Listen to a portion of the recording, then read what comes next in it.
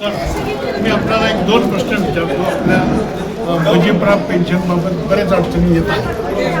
तर पहिला त्याच्यातला प्रश्न आहे, सध्या आपल्या खात्याची पेन्शन वेळेवर मिळत नाही, त्याचं काय कारण असतं? कारण असं आहे त्याच्यामध्ये महाराष्ट्र जीवन प्राधिकरण, पाणीपुरवठा विभाग आणि वित्त विभाग या अधिकाऱ्यांचा योग्य समन्वय नसल्यामुळे हा प्रश्न निर्माण झाला आणि त्याच्यामुळं अनेक 14,000 सेवानिवृत्त वंचित आहे. याची आम्ही शासनाकडे पाठपुरावा सुरू आहे आणि त्याच्यावर लवकरच मार्ग निघेल. दुसरा प्रश्न असा आहे,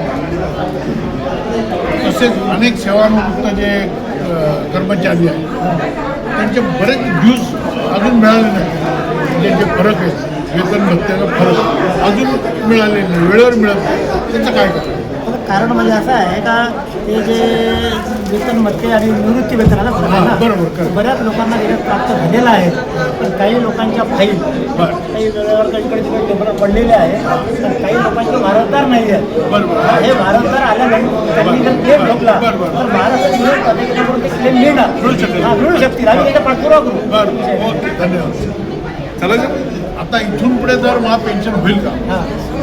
इथून पुढे दरमहा पेन्शन होण्यासाठी आपले प्रयत्न चालू आहे. शासनाकडे पाठपुरावा चालू आहे आणि विशेष म्हणजे आपण न्यायालयात पण त्या केसमध्ये आहे. ही सर्व बाब ज्या काही घटना घडल्या पेन्शनच्या बाबतीमध्ये हे सर्व आपण न्यायालयासमोर मांडू आणि न्यायालय त्याच्यावर निर्णय नक्की देणार, बाजूने निर्णय देणार.